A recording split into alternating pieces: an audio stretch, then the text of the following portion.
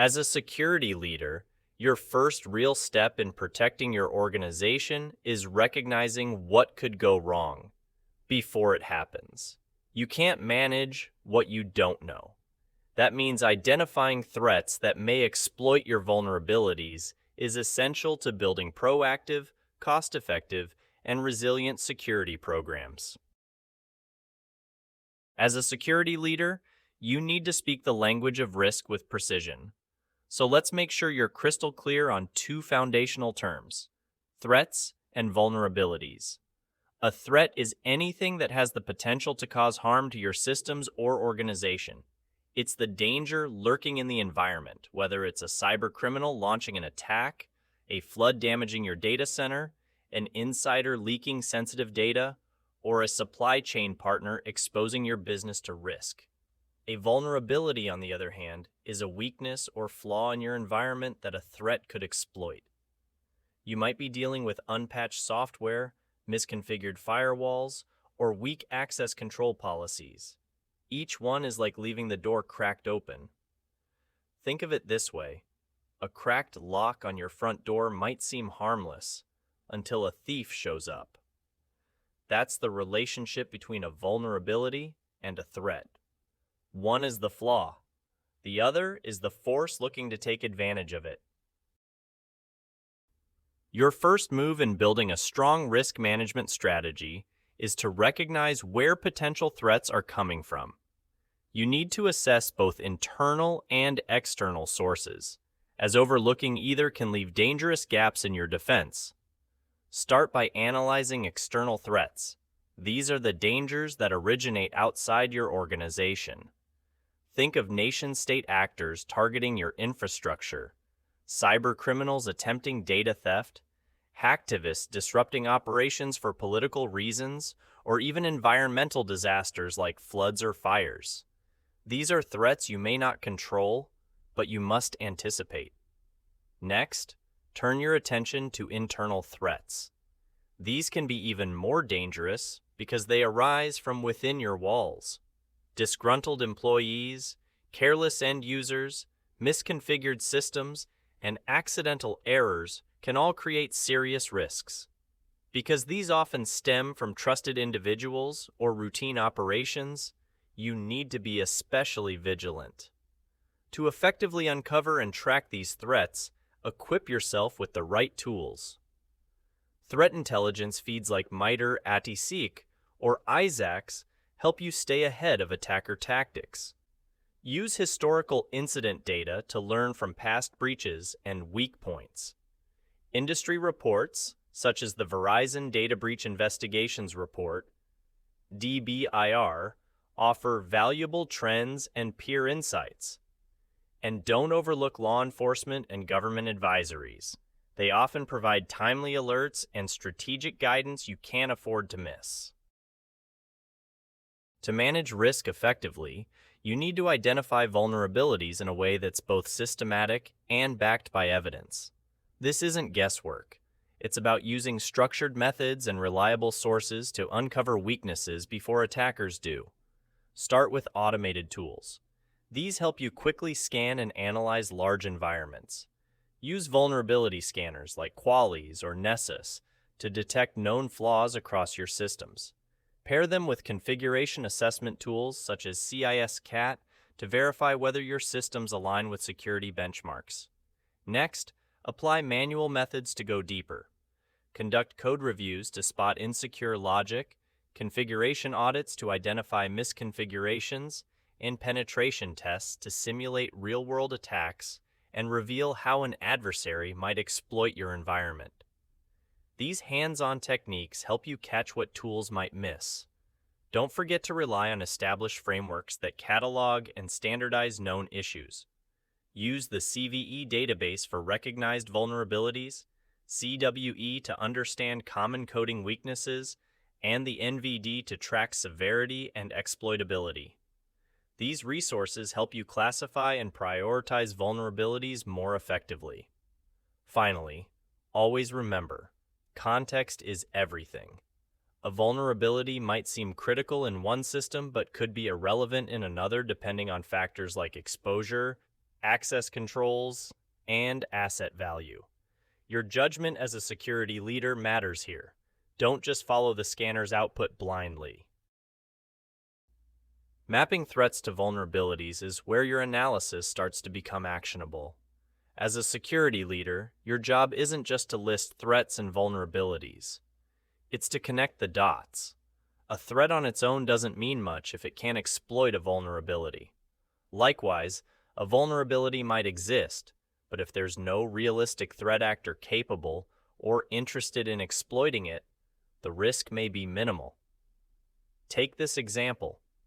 If you identify an SQL injection vulnerability on a website that accepts user input through forms, you're looking at a high-risk scenario. You have a known flaw and a common attack vector, which means a threat actor could easily take advantage of it. That's a priority. On the other hand, imagine you discover open ports on a printer that's not connected to any network. Technically, it's a vulnerability, but practically, there's no viable threat. It's isolated, and exploitation is unlikely.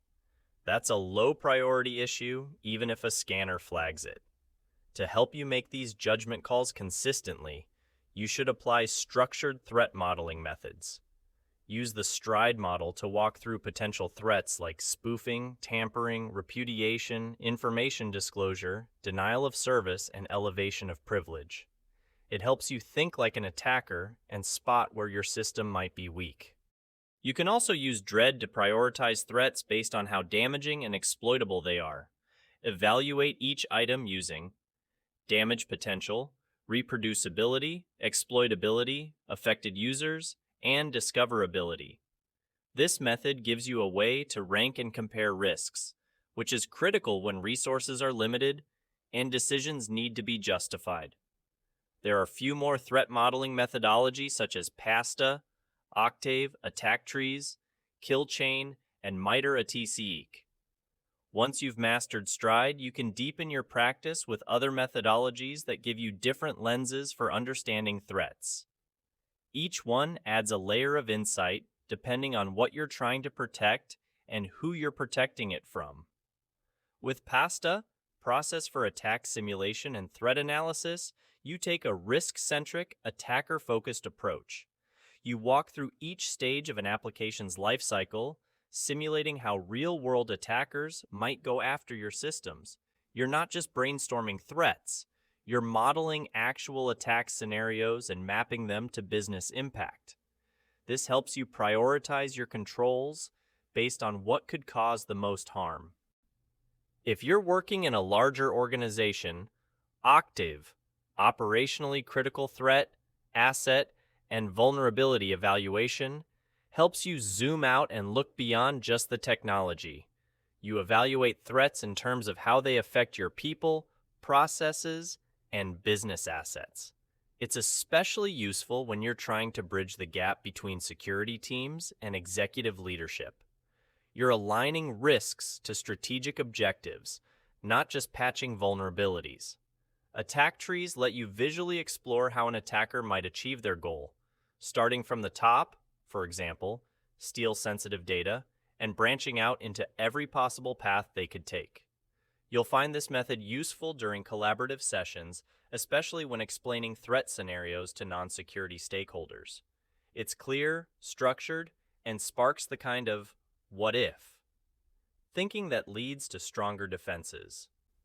When you want to understand and counter attacker behavior, the kill chain model and MITRE ATC framework give you detailed insights. You'll map out the steps attackers typically follow, from reconnaissance to lateral movement to exfiltration. This lets you plug in the right controls at each phase of an attack and build defenses that disrupt their progress before damage is done. As a security leader, you need to equip yourself with a powerful mix of people, processes, and technology. The tools and techniques you choose will shape your visibility, responsiveness, and long-term resilience. Start with asset inventory systems. If you don't know what you own, you can't protect it. Use automated asset discovery tools to maintain an up-to-date inventory of all hardware, software, and cloud resources. This gives you a clear view of your attack surface and helps prioritize your defenses. Use configuration management databases, CMDBs, to stay organized. These databases help you track the current state of your systems, configurations, and dependencies. When something goes wrong, you'll know exactly what changed and when, critical for both troubleshooting and forensic analysis. Engage in threat hunting to proactively search for signs of compromise. Don't wait for alerts. Go looking. Your job is to dig into logs, behavioral anomalies, and suspicious activities that traditional tools might miss. It's an active, intelligence-driven way to find and stop attacks early. Run regular security assessments using both red and blue teams. The red team plays the attacker, testing your systems for weaknesses. The blue team defends, monitors, and responds. Together, they help you uncover real-world gaps and strengthen your defenses through continuous improvement.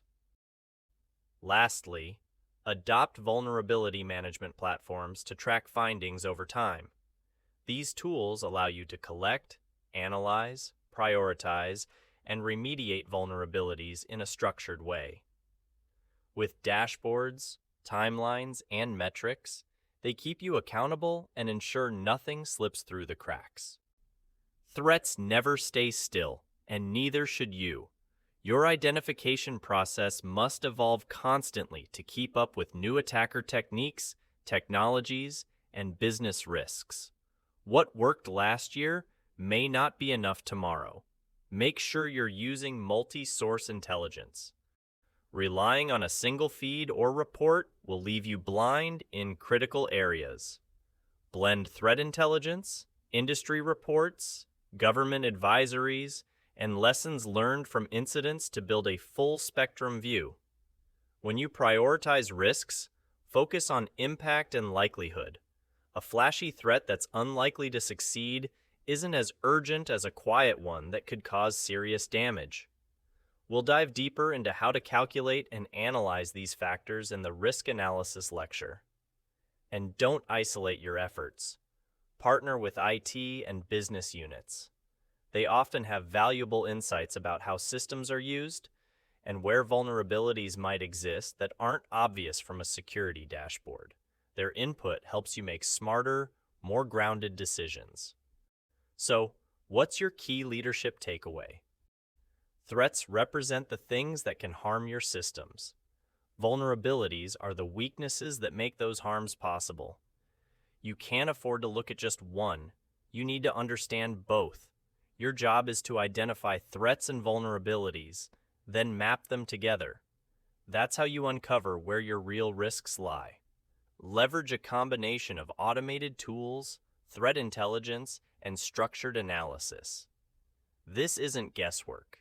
It's a strategic and evidence-based process. Everything you've done in this step sets the stage for what comes next. Risk assessment, prioritization, and response. You're not just collecting information, you're preparing your organization to act with confidence.